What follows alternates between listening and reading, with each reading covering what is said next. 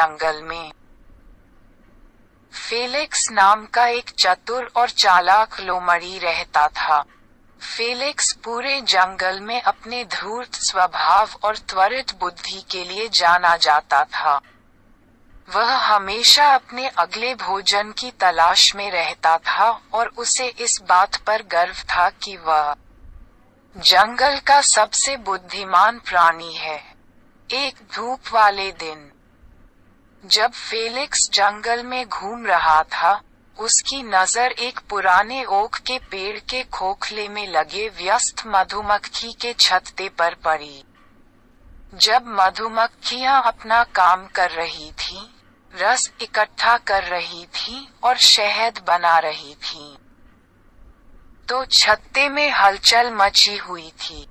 मीठे, सुनहरे शहद के बारे में सोचते ही फेलिक्स के मुंह में पानी आ गया, और वह जानता था कि उसे इस तक पहुंचने का कोई रास्ता खोजना होगा।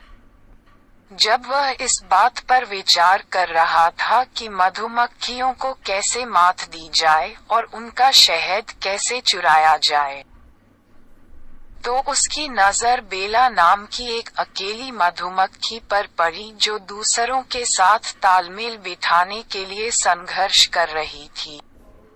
बेला बाकियों की तुलना में छोटी और धीमी थी, और फेलिक्स को एक अवसर मिला।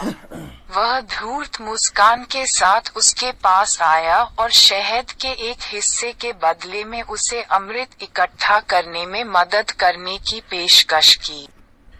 बेला, हालांकि लोमड़ी से सावधान थी, इस व्यवस्था के लिए सहमत हो गई, ये जानते हुए कि वह अकेले अन्य मधुमक्खियों के साथ नहीं रह सकती। साथ में, वे फूलों से रस इकट्ठा करने के लिए निकल पड़े, और फेलिक्स ने बेला को सबसे अच्छे और सबसे प्रचुर स्रोतों तक ले जाना सुनिश्चित किया। जैसे जैसे उन्होंने एक साथ काम किया, फेलिक्स और बेला के बीच अप्रत्याशित दोस्ती बनने लगी। फेलिक्स बेला के दृढ़ संकल्प और लचीलेपन से प्रभावित हुआ, और बेला ने फेलिक्स की संसाधनशीलता और चतुराई की सराहना की। काम करते समय वे हंसे और बातें करने लगे, और जल्द ही उन्होंने प्रचुर मात्रा में शहद बनाने के लिए पर्याप्त अमृत एकत्र कर लिया। जब वे छत्ते में लौटे, तो अन्य मधुमक्खियां बेला को लोमड़ी के साथ देखकर आश्चर्यचकित हो गईं। लेकिन उसने उन्हें आश्वासन दिया कि फेलिक्स ने उनकी मदद की थी और सौदेबाजी पूरी की थी। अतिरिक्त रस के लिए आभारी मधुमक्खियों ने फेलिक्स और बेला का छत्ते में वापस स्वागत किया और उन्हें शहद का एक हिस्सा दिया। उस दिन से फेलिक्स और बेला ने एक साथ काम करना जारी रखा।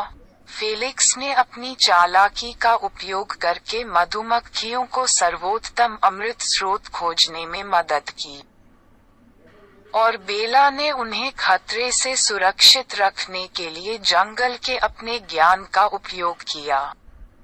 साथ में, वे एक अजेय टीम बन गए, और जंगल एक चतुर लोमड़ी और एक दृढ़निश्चयी मधुमक्खी के बीच अप्रत्याशित दोस्ती की कहानियों से गुलजार हो गया। और जहां तक शहद की बात है, ठीक है, मान लीजिए कि फेलिक्स फिर कभी भूखा नहीं रहा।